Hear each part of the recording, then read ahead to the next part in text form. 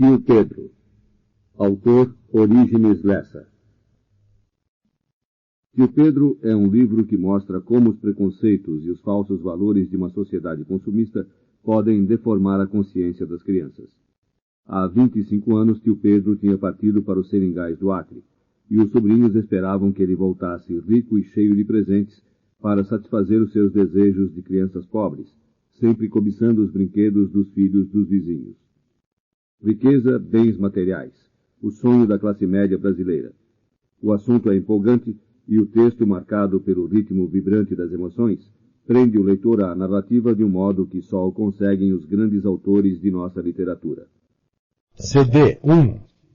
Eram 25 anos completos, sem notícias do irmão, saído de Baturité para o Acre ainda moço. Meu pai considerava-o perdido, embora de raro em raro, nas frequentes evocações familiares, admitisse vaga a hipótese do seu regresso. Se para meu pai, porém, a possibilidade era vaga, para nós havia certeza, toda uma infância pobre alimentada por aquela esperança. Ah, se tio Pedro voltasse! O grande sonho tomava corpo nas duras crises domésticas e em nossas pequenas humilhações, na escola ou entre os amigos da rua. Nunca um simples velocípede nos entrara na vida. Os filhos de seu Pascoal, do palacete ao lado, cada um tinha bicicleta. Natal em nossa casa era uma corneta para os dois mais velhos, um tambor para os dois mais novos, com as brigas e os conflitos consequentes. Somente Emília tinha Natal menos amargurado. Não havia irmã que lhe disputasse a boneca. Mas Laura, também na casa de seu Pascoal, tinha boneca de abrir e fechar os olhos, de dizer mamãe, afora jogos de cozinha, piano, coisas de armar. Norma, na esquina, chamava-nos a todos para ver-lhe a cama cheia de presentes.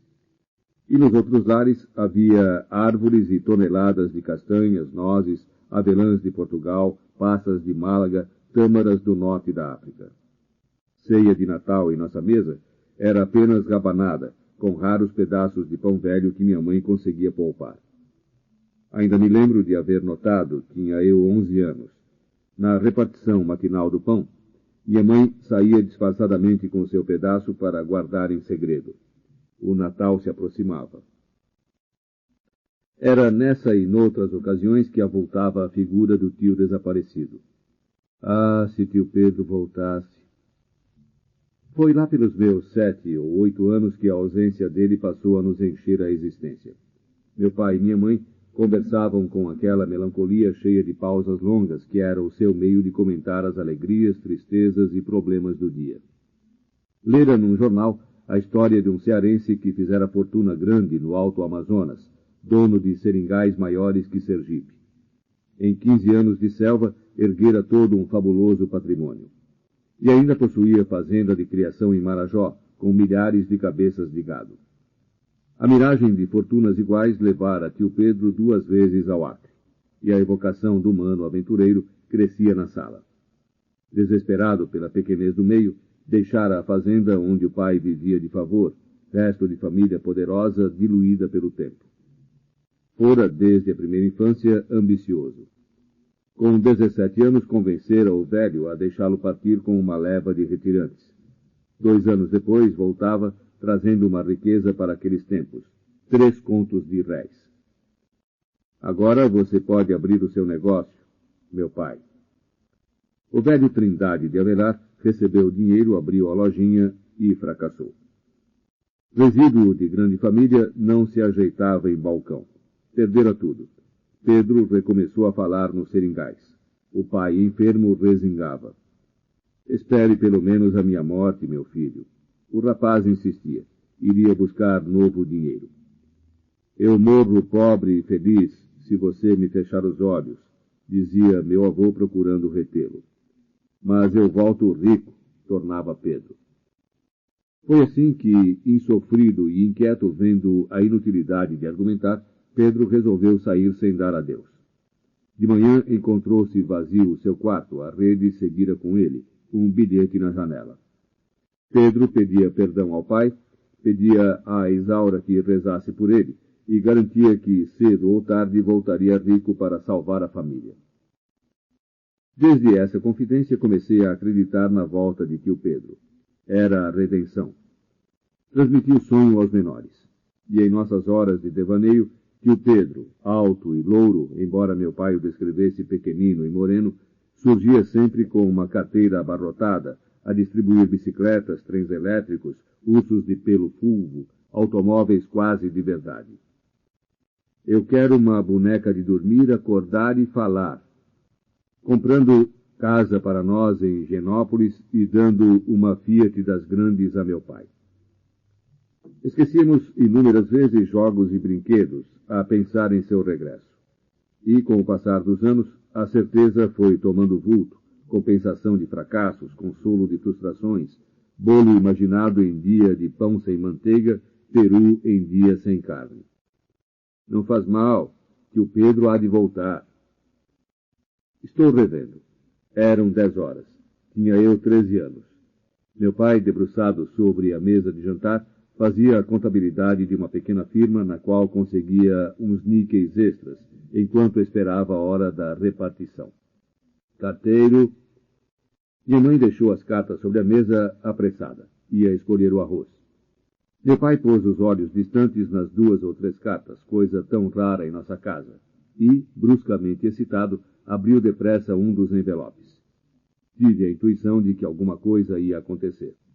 Súbito, ouvi-o quase gritar, o rosto transtornado de felicidade. Pedro apareceu! Toda a casa ouvira. Todos nós o rodeamos. Sim, Pedro aparecera. Estava em Baturité, um parente mandava notícia. Meu pai chorava de emoção. Mamãe o abraçava. Nós saltávamos de alegria. Tio Pedro voltou! Tio Pedro voltou! Quase sem acreditar, meu pai relia a carta a ver se não estava sonhando. Ele voltou, Marina, voltou. Eu sabia, tinha certeza.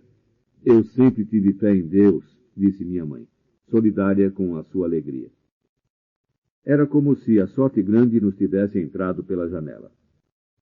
Emília me abraçava. Carlos jogava livros e cadernos pelos ares. Eu não estudo mais. Eduardo enfiou os dedos num dos buracos da camisa e rasgou-a de alto a baixo. Estamos ricos! Meu pai olhou sem compreender. O que é isso, menino? Estamos ricos! Berrava o coro infantil. Vou ganhar a minha bicicleta, bradou Carlos. Eu quero um trem elétrico, disse Eduardo. Eu só aceito boneca se for do meu tamanho, disse Emília. Meu pai atalhou as expansões. Vocês estão loucos, isso até é ridículo, deixem disso. Minha mãe explicou.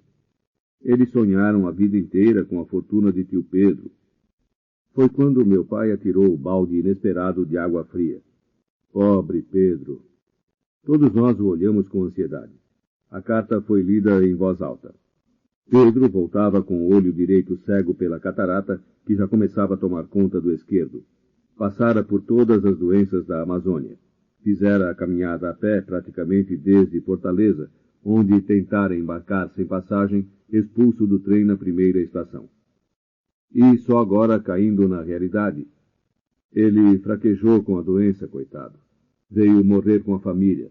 Não sabia nem da morte de papai, nem de Isaura, nem de minha vinda para o sul. Passado o primeiro choque, a suprema desilusão de nossas vidas, nós começamos a amar tio Pedro, tão pobre e desamparado, tão cheio de agonias na selva. Quando vimos meu pai ir à Caixa Econômica retirar suas humildes economias, completadas com um pequeno empréstimo para mandar buscá-lo no sertão, tivemos uma alegria quase tão grande quanto a da primeira notícia. Afinal, teríamos conosco o tio aventureiro, que vivera 25 anos entre os jacarés dos rios escuros, matador seguro de onças, a enfrentar na floresta os índios comedores de gente. Quantas histórias teria a contar! E seus feitos na mata, lutas com antropófagos, caçadas espantosas, enchiam a nossa imaginação. E nós já contávamos aos amigos façanhas pré-fabricadas pelo nosso entusiasmo de sobrinhos, que nos enchiam de prestígio na rua. Conta a história de teu tio, me pediu certa vez uma garota, filha de pai com automóvel, que antes nunca me dirigira a palavra. Quando chega teu tio? Perguntavam todos. E só aquela expressão, teu tio, já nos fazia felizes. Era o primeiro em nossa vida.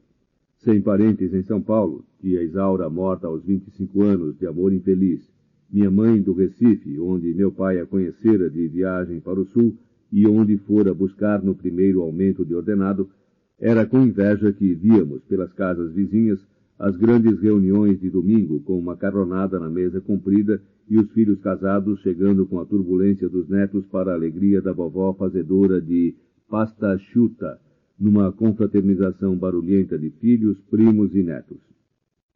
Em nossa casa éramos nós, só nós mesmos, sempre nós, sem macarronada e mesa grande. Não vinham primos de outros bairros, ou mesmo do subúrbio. Não vinham os tios que mandavam buscar, na venda mais próxima, garrafas de guaraná ou soda limonada. Agora não. Agora havia um tio.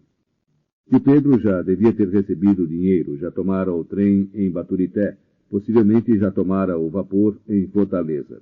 A família crescia. Havia mais um Trindade de Avelar que meu pai e nós éramos os últimos Trindade de Avelar deste planeta, segundo costumava dizer.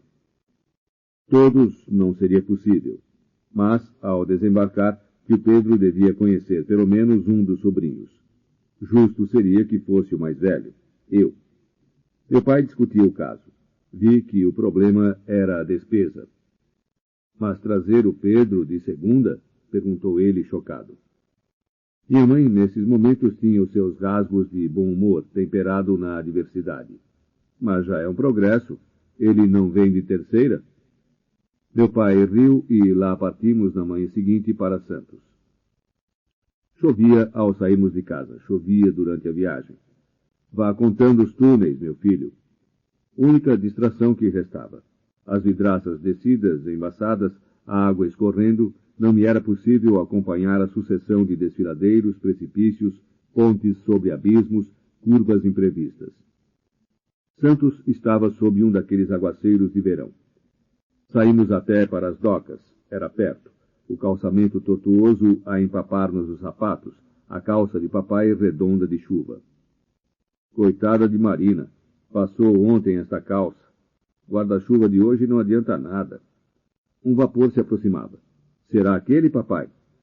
Ele não falava mais.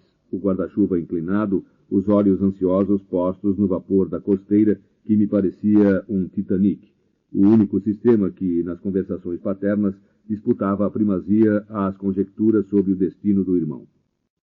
O Titanic era muito maior do que esse, papai. O vapor se aproximava. A chuva caía. Meu pai enxugava os olhos. Esta chuva... Já de longe, de bordo, passageiros agitavam lenços. Ao meu lado, alguém reconheceu alguém. Olhe, Pedro! Estremecemos. Era um homem alto e louro, bem vestido, na primeira classe, a mão festiva no ar. Alguém o saudava ao nosso lado. Os olhos de meu pai procuravam na terceira cheia de gente apagada, sem parentes esperando. Súbito, sua voz se enroscou na garganta. Lá está ele, meu filho. Adivinhei quem no meio de tantos. Era uma coisa pequenina, humilde, o cotovelo na murada, a cabeça na mão. Tem muita onça no Acre? Perguntei, rompendo o longo silêncio. Tio Pedro voltou para mim, o olho já meio invadido pela catarata. Assim. Fora longa a viagem e praticamente só falara meu pai. Exuberante de felicidade, exuberante por temperamento, sua catadupa de palavras e perguntas quebrava-se contra as reações cansadas do irmão. Meu pai o abraçara em frenesia, a voz embargada, os olhos cheios de lágrimas. Tio Pedro deixara-se abraçar molemente. Em tudo era o contraste. Meu pai, claro e sanguíneo, ele de um moreno sem vida. Meu pai, alto, ele baixinho. Um, vibração. O outro, sorriso no canto dos lábios, quase irônico. Afinal, Pedro, afinal... Ele se voltou para mim como se já contasse comigo. Menino seu? O mais velho. São 5. Forma-se daqui a 2 anos no ginásio do Estado. Ah... E passou na testa molhada o lenço encardido de um amarelo e roxo berrantes. Eu sempre esperei este dia. Sabia que você voltava, sabia. E o Pedro sorriu. Chuva da peste, vem chovendo desde Vitória. E assim, estranho e sem entusiasmo, deixar o armazém, acompanhara-nos à estrada de ferro. Deixe o baú que eu carrego. Embarcara conosco. Então Isaura morreu, disse de repente no apitar do trem.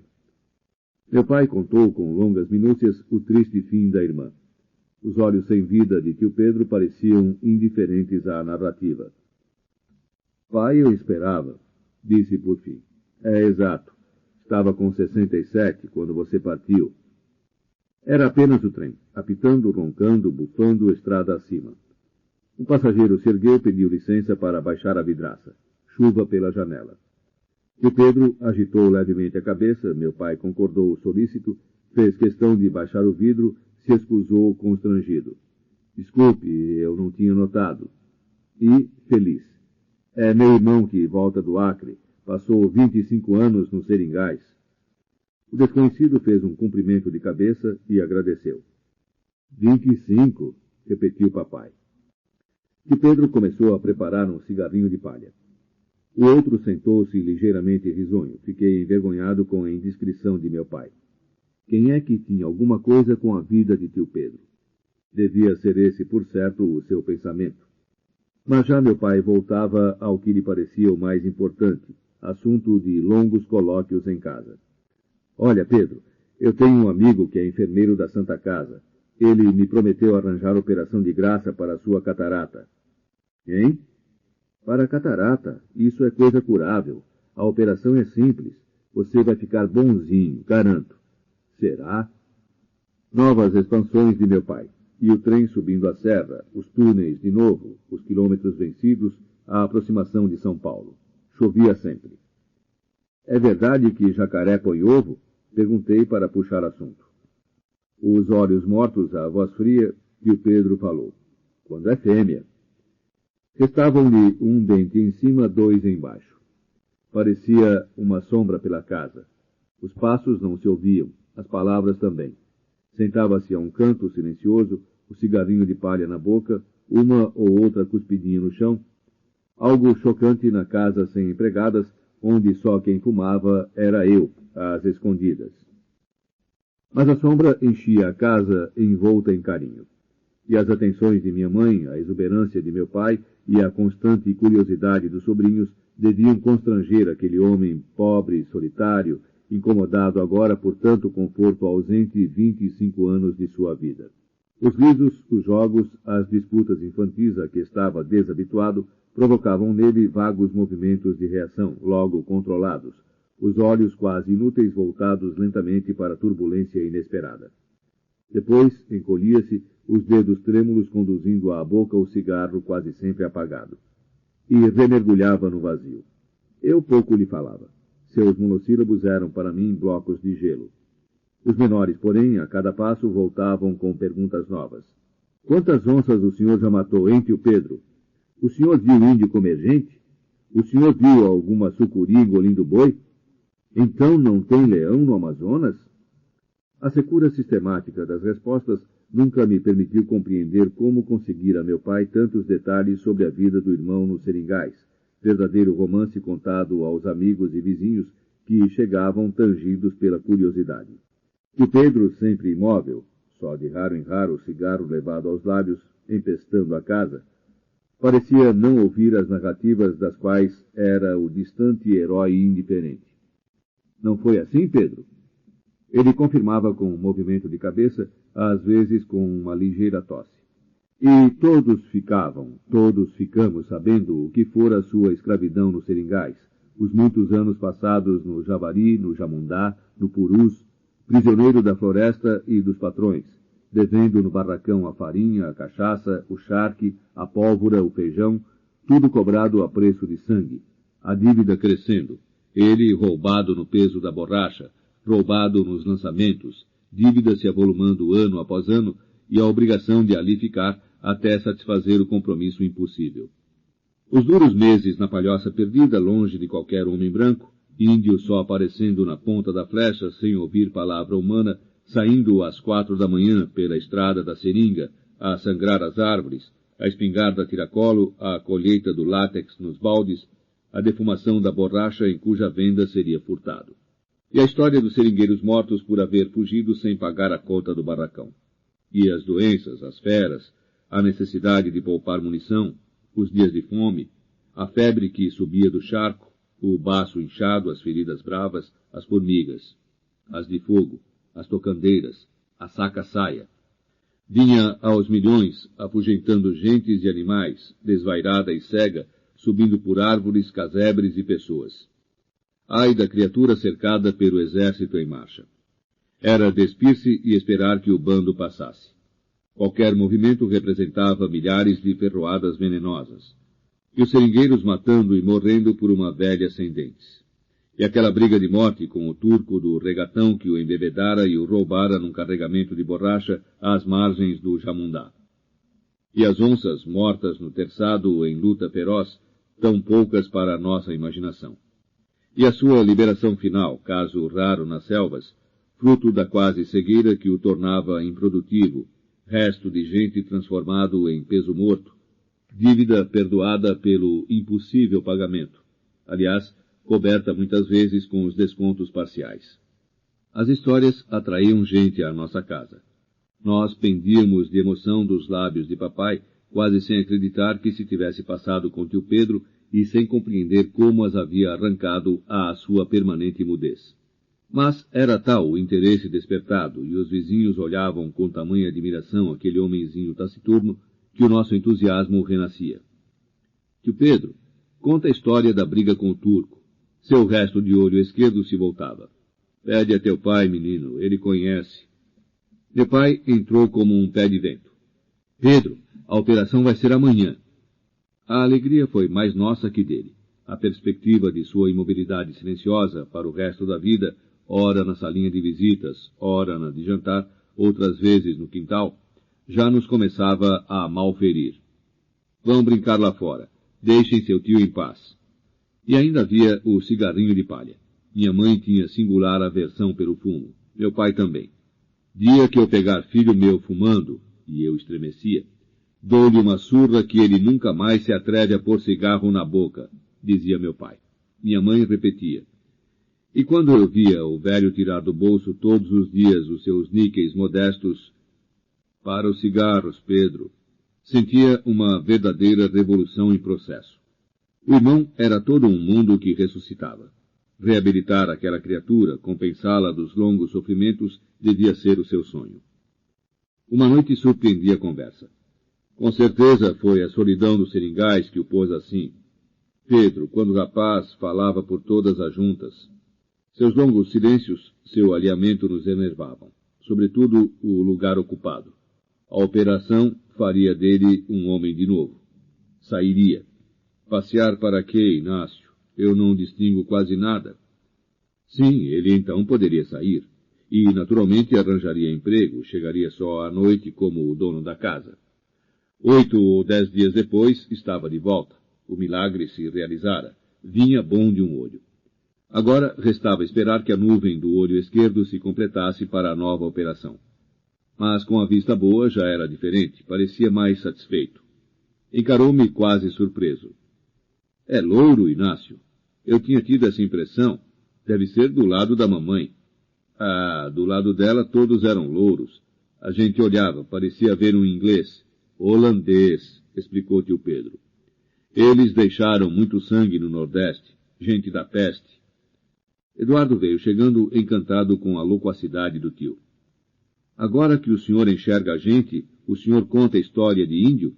Ele sorriu de novo. Mas seu pai já não contou tantas vezes, meu filho. Ah, mas nós gostamos contado pelo senhor. Tio Pedro puxou a palha, picou o fumo, começou a preparar o cigarro. Minha mãe se afastou discretamente. Meu pai fingiu não ver. As crianças recuaram. O mata-rato empestava tudo. Já nos havíamos esquecido daquele detalhe. Minha mãe vivia a abrir as janelas, arejando a casa. Tudo parecia impregnado daquele pesado odor de fumo barato, que eu sentia até nos cigarros de papel cedidos pelos meus amigos nas horas em que o vício chamava. 2 dias depois de estar ele no hospital, ainda a horrível emanação parecia pegada aos móveis e paredes. Voltava o castigo. E como o tio Pedro, apesar da parolagem inicial, voltasse logo aos longos silêncios e permanecesse como estátua no seu canto horas e horas, dias e dias, e não falasse em ganhar a rua, e só com relutância tivesse saído com meu pai para conhecer a cidade, e não se pudesse falar em emprego, fazer o quê? Dizia meu pai à minha mãe. Fazer o quê na cidade se ele viveu sempre na floresta? Compreendemos que tio Pedro estava ali para ficar, e ficaria sempre, impassível e de cigarro na boca, apenas com a vista a nos seguir, entre curiosa e contrariada, que antes raramente ele se voltava para nós. Que cheiro desgraçado, disse eu. Puxa, confirmou Eduardo me olhando. Ninguém aguenta esse cheiro. Cheiro? Isso é fedor, disse Emília. Tio Pedro permanecia tranquilo, todo o esforço concentrado em chupitar o cigarro que outra vez se apagou. Nós continuávamos na sala a olhar de soslaio. De que será esse cheiro tão ruim que anda na casa? Perguntou Eduardo. Sei lá, disse eu. Minha mãe vinha chegando. Disfarçamos. Você quer um cafezinho, Pedro? Não se incomode, falou ele. Tem um jornal aí para a gente ler? E recebendo um exemplar do Correio Paulistano. Já estou lendo, Marina, imagine. Graças a Deus, disse minha mãe. Nós havíamos reaparecido na sala. Tio Pedro folheava o jornal. Lia os títulos com interesse. Abre a janela, Eduardo, o fedor continua. Antigamente não tinha esse cheiro, não é? Disse ele, dirigindo-se para a janela, observando o tio. Antigamente não tinha. Tio Pedro parecia ver apenas o jornal. E a partir desse dia, sempre que os velhos estavam longe, as indiretas foram tomando corpo e audácia, estimuladas pela sua absoluta indiferença. Parecia surdo. Já o seu olho bom não nos procurava. Ele agora fumava e lia, simplesmente. Seus únicos movimentos eram para levar o cigarro à boca ou voltar à página do jornal. As alusões tornavam-se cada vez mais constantes. Se a janela estava fechada, corríamos a abri-la com protestos cada vez mais ferinos. Se estava aberta, alguém fazia menção de fechá-la, ou por causa do frio ou por causa da chuva. Deixa que chova, senão a gente morre com essa pedentina. E como o tio Pedro continuasse impassível e distante, foi com surpresa que o vimos certa noite responder a meu pai que estranhava não ter ele pedido dinheiro para cigarro nos últimos dias. Não convém, Inácio, empesta a casa. Ora, que ideia, disse meu pai, dando-lhe o dinheiro, o olhar desconfiado posto em nós. O olhar nos conteve algum tempo. Aliás, desde esse dia tio Pedro passou a viver no quintal perto do galinheiro. Nunca mais fumou dentro de casa. A princípio minha mãe estranhou, chegou a perguntar por que ficava lá fora. Eu gosto do ar livre, a casa é quente. E depois eu não quero atrapalhar você, o dia inteiro sem empregada. Já quase não víamos tio Pedro a não ser nas refeições. Saber que ele estava lá fora, só aquilo nos irritava. Ele tomara conta do quintal. Foi quando as chuvas tornaram. Tio Pedro reentrou em casa. Continuava no seu mutismo, apenas quebrado à noite ou de manhã com a presença de meu pai, que lhe arrancava opiniões e confidências quase a ferro e lhe contava longas histórias da repartição. Para fumar, tio Pedro se afastava por momentos, voltava com o cheiro forte do tabaco barato. Mais do que o cigarro, porém, sua presença nos exasperava. Ele nos roubava a liberdade de ação, por calado que estivesse. Sua indiferença talvez nos irritasse mais que qualquer interferência de sua parte. O canto em que se refugiava era sempre exatamente aquele em que nos apetecia brincar. E com a intenção inconfessada de perturbá-lo, principalmente quando lia, meu pai comprara-lhe o Roldão Amoroso, livro que os embalara na infância, inventávamos jogos mais turbulentos, com gritos e correrias incríveis. Lendo com dificuldade, a concentração impossível, tio Pedro esboçava ligeiros movimentos de impaciência que nos deleitavam. Por fim, sem palavra, erguia-se como se não fosse por nossa causa, com jeito disfarçado, caminhava pela casa, ia à janela, voltava, escondia-se noutro canto e recomeçava a leitura. Exatamente o recanto onde agora o brinquedo chamava. Mamãe, agora a senhora está dando menos pão para a gente, protestou Eduardo. Tenha modos, menino. Tio Pedro passara a ser uma boca a disputar-nos a comida. Carlos fora o primeiro a notar que a fatia de pão vinha menor. Eduardo traduziu-lhe o pensamento no primeiro café da manhã. Daí por diante, a conspiração tomou vulto. Todos começaram a lamentar-se. A comida era pouca, estávamos comendo menos. E as indiretas e provocações cresciam com ferocidade. Saíamos da mesa sempre de barriga vazia. Também tem gente nesta casa que só faz comer. Claro que nem meu pai, nem minha mãe estavam perto, mas tio Pedro estava. Eu não me queixo de fome. Papai é pobre, tem muita gente a sustentar. Que pena papai não ser rico, hein? Assim podia mandar buscar todos os parentes no Ceará. Lá diz que eles passam fome, coitados. Na mesa, minha mãe preparava os pratos. Fazia o de Pedro, o de papai, depois os nossos. O último servido protestava. Eu não disse? Para mim mal chegou. Meu pai fuzilava com os olhos o insolente. Se você disser mais uma palavra, fica sem janta. Eu não disse nada, só disse que a comida não chegou. Quieto. Com variantes, a cena frequentemente se repetia. Eu quero mais feijão, mamãe. Acabou. Eu sabia. Agora a comida não chega. Saia da mesa, menino, ordenava meu pai. A situação ficara insustentável. Meu pai conseguira, a poder de chineladas e castigos, pôr termo às alusões ferozes que o constrangiam diante do irmão e o faziam sofrer, sabendo que o outro sentia a humilhação em carne viva. Nossa vingança era pôr a farinha bem longe de tio Pedro, elemento indispensável à sua dieta frugal de sertanejo e única iniciativa que tomava na mesa nos últimos tempos, estender a mão à farinheira. Por isso havia sempre algum de nós que, passando pela mesa posta antes da chamada geral, apanhava a farinheira e a colocava bem longe da cadeira dele. Sentíamos a sua angústia. Ele hesitava. — Está querendo alguma coisa, Pedro? Perguntava minha mãe. E ele, tímido. — Tem farinha? — Claro, faça a farinheira, Carlos. O garoto primeiro se servia lentamente e só depois passava. Se nem minha mãe nem meu pai notavam, a angústia de tio Pedro redobrava, até que ele se atrevia a pedir, a voz trêmula. — Me passa a farinha, Inacinho. Eu antes me servia também. A batalha terminou quando meu pai foi um dia chamado por tio Pedro a um canto. — Inácio, eu estava pensando em voltar. — Para o Acre? Você está doido. Para Baturité.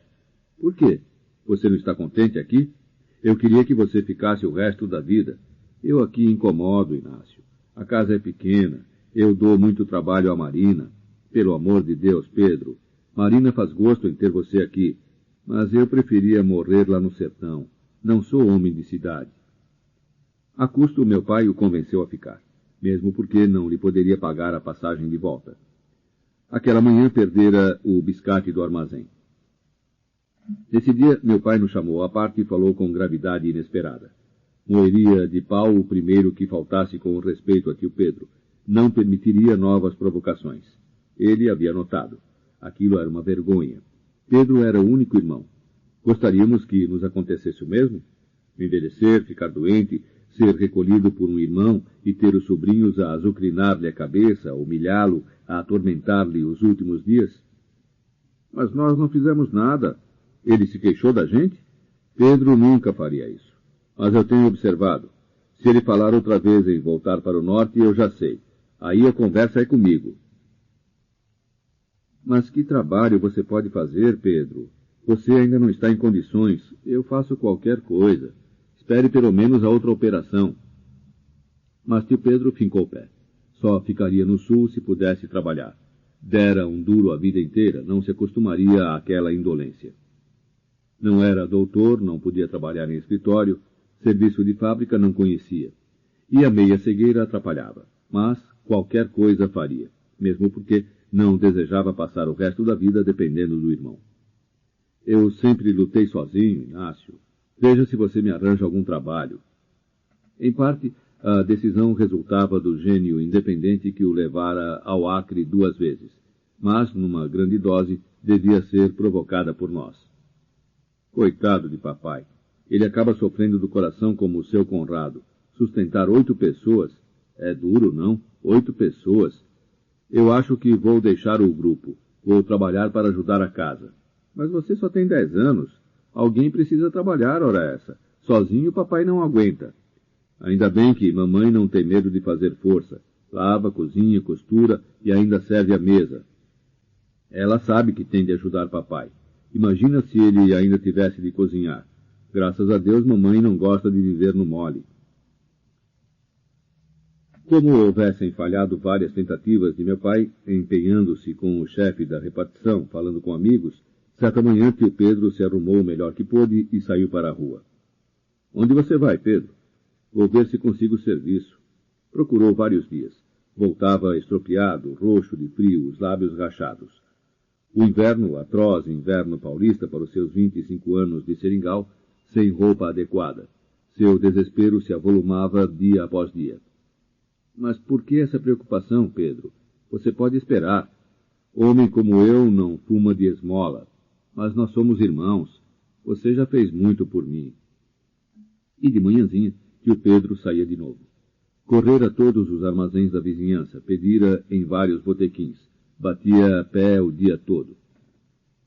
Tão sincero sentíamos o seu desespero, o seu desejo de trabalhar, e tão vencido chegava.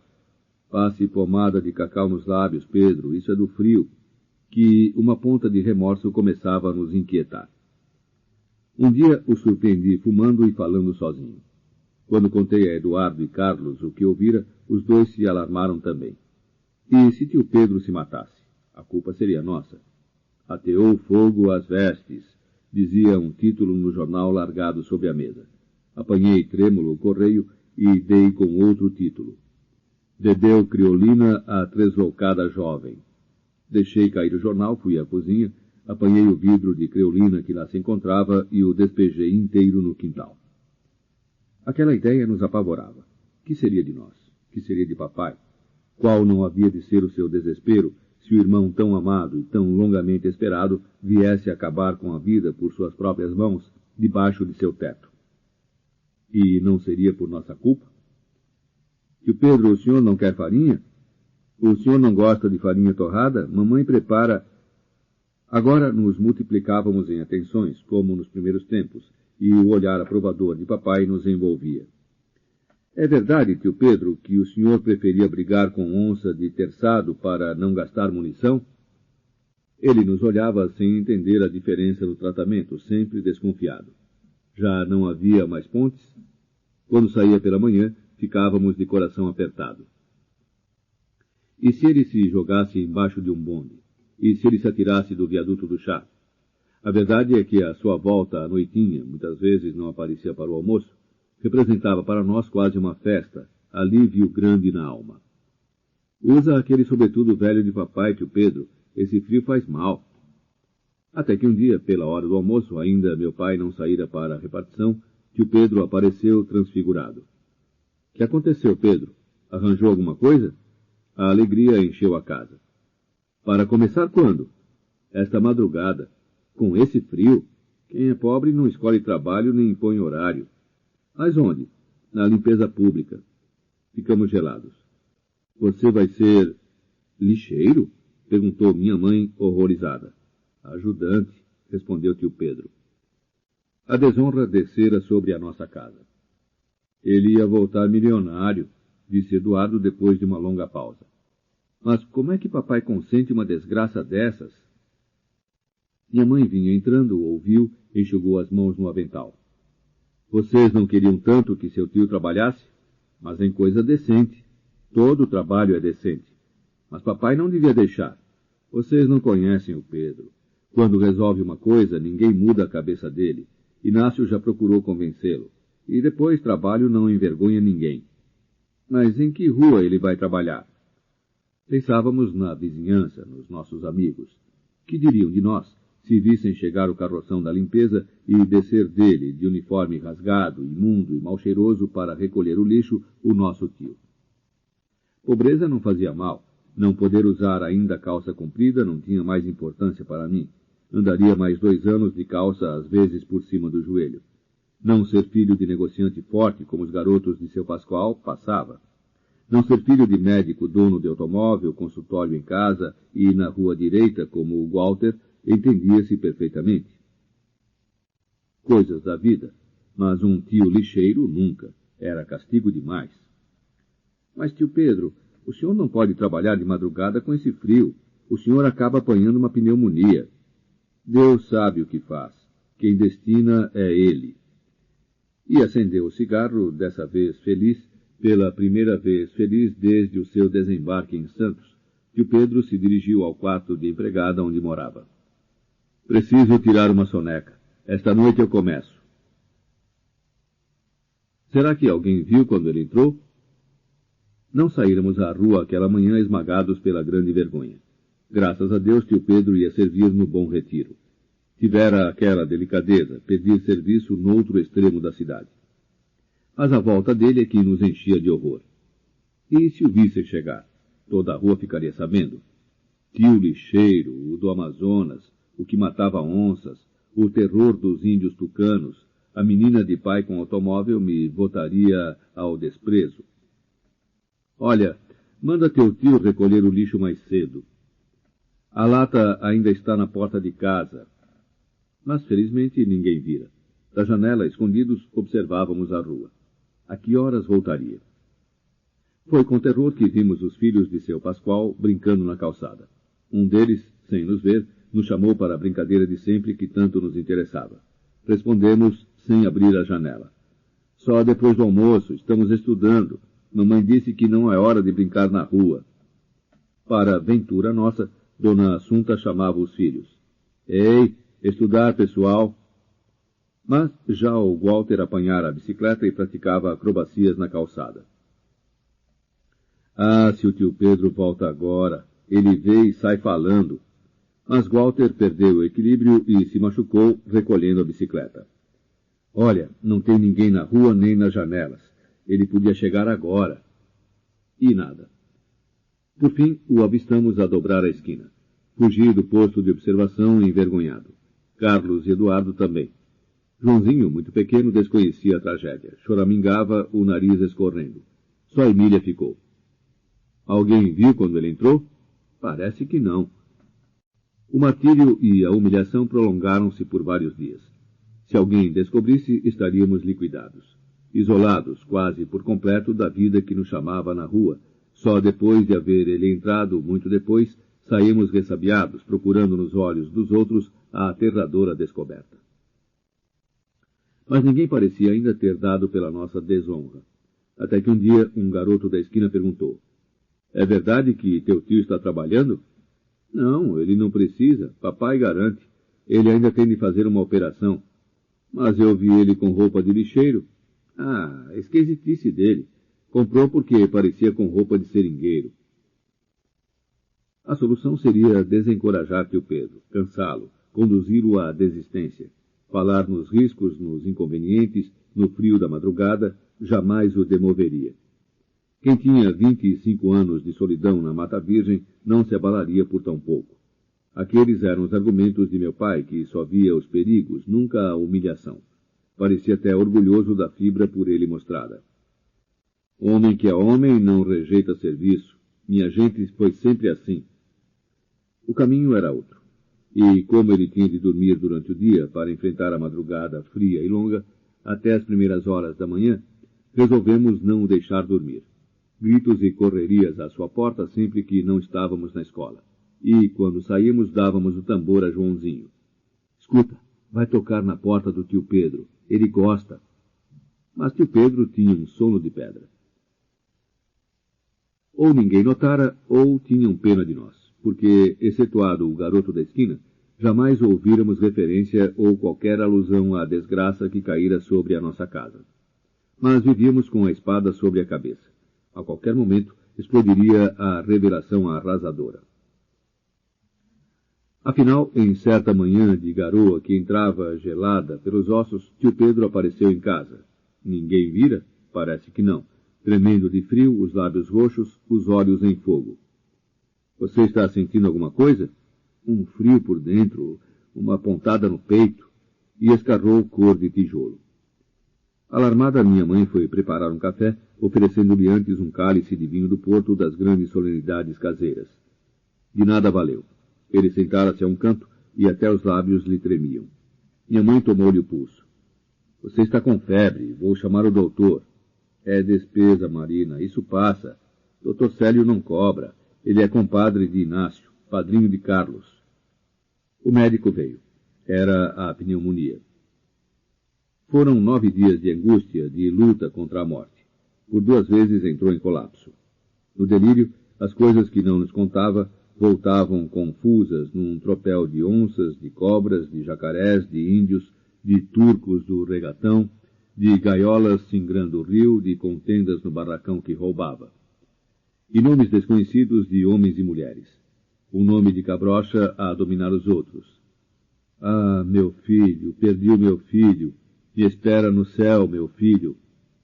Oh, as tartarugas botaram. E sua mão febril parecia recolher milhares de ovos. Nós acompanhávamos com remorso a longa, atormentada agonia. Vá preparar as lições, meu filho. Você tem aula. Eu não vou, papai. Tio Pedro pode precisar. E era um correr à farmácia, um atender contínuo de pequenos cuidados. Levar, trazer, enxugar, ajeitar, rezar. Desta noite ele não passa, não é possível, sentenciou o médico. Eu, Eduardo e Carlos saímos do quarto a correr desesperados, pedindo um milagre. E o milagre se deu novamente. No 10º dia, tio Pedro abriu os olhos, pálido, muito magro, e viu Eduardo no quarto. Você aí, meu filho? O senhor precisa de alguma coisa, tio Pedro? Me enxuga a testa, meu filho. Convalescença lenta se afirmando. Tio Pedro caminhava pela casa, não queria fumar. Me dá tosse.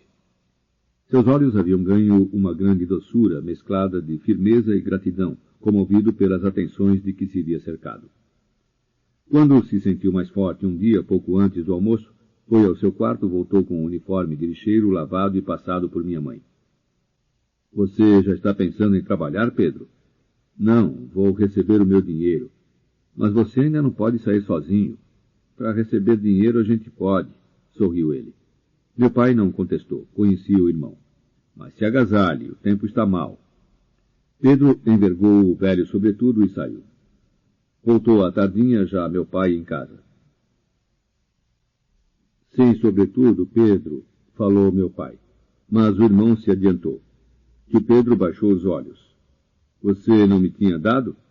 Claro. Eu vendi. Ué, para completar o dinheiro da passagem. E mostrou o documento. Meu pai quis protestar, mas o irmão se adiantou. Vocês foram muito bons comigo. Só Deus pode pagar o que fizeram. Mas eu não me acostumo no sul. Esse frio me mata. É um frio assassino, comentou meu pai. Fomos levá-lo à Estação da Luz 1 semana depois, rumo a Santos. A cabeça erguida, o olhar altivo, tio Pedro sorria vitorioso. Parecia exuberante. Lembrava meu pai. Um baleiro passou, comprou um pacote e deu a Eduardo. Você gosta de história de onça, hein, meu filho? Só então reparei que tio Pedro, na sua aparente indiferença, tivera sempre uma fraqueza por Eduardo. Afinal, o trem partiu. Que homem rijo, disse minha mãe ao vê-lo afastar-se. Vencer nesse estado, nessa idade, uma pneumonia dupla. Raça boa, disse meu pai, orgulhoso, enxugando os olhos. Tio Pedro não se fixou em Baturité, foi viver no Crato. Ao contrário da primeira grande ausência, agora escrevia. De 6 em 6 meses vinha carta, após 4 ou 5 de meu pai, que periodicamente lhe mandava pequenos auxílios. Ainda atravessou 2 secas. Constava, por indiscrição epistolar de outros parentes, que se juntara com uma cabocla e tivera 1 ou 2 filhos. Com a morte de meu pai, já homem, continuei a correspondência, e uma ou outra vez lhe mandava alguma coisa, oferta minha, de Eduardo e de Carlos, principalmente quando o soubemos preso ao leito pelo reumatismo, sem poder trabalhar, em extrema penúria. Ele respondia sempre, muito comovido, pedindo que Deus nos ajudasse. Graças a Deus, nunca me faltaram bons sobrinhos. Aliás, gracas a Deus. Ele escrevia Deus com minúscula e nunca punha cedilha no C. O melhor da história é conversar sobre ela. Para isso, o bom é formar na sala de aula um círculo com as carteiras e ficar conversando sobre o livro, cada um dizendo o que achou, do que mais gostou. E depois a gente pode trabalhar com as ideias surgidas dessa conversa e tentar criar alguma coisa a partir da leitura. Isso é entender, viver e curtir o livro. Vamos entender o texto. 1. Vamos dizer que este livro conta a história de tio Pedro? Ou é a história dos meninos que esperavam a chegada do tio milionário? Quem é o narrador e qual o ponto de vista da narração? 2. Por que os sobrinhos viviam tão ansiosos pela volta de tio Pedro, mesmo sem o conhecer?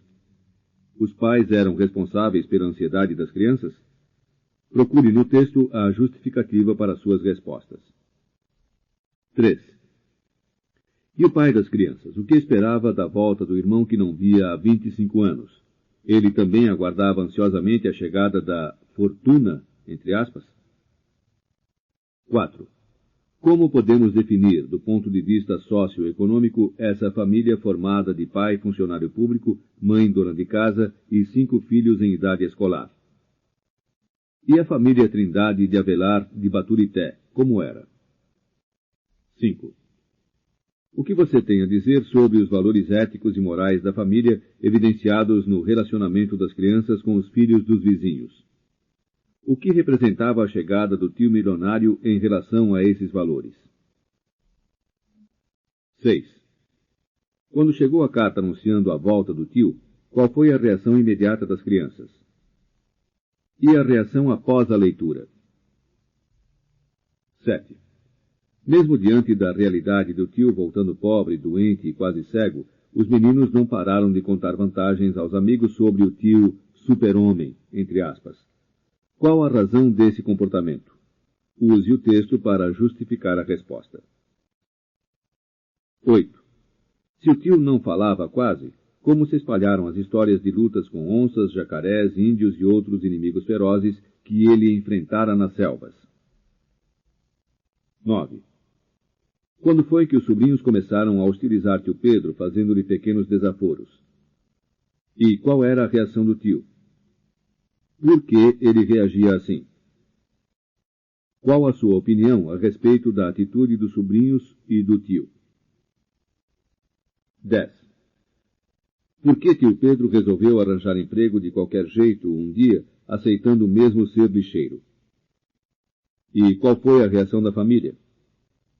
Você acha que o irmão e a cunhada estavam mesmo solidários com ele em tudo, ou apenas fingiam na frente dos filhos? As respostas devem ser justificadas com o texto. 11.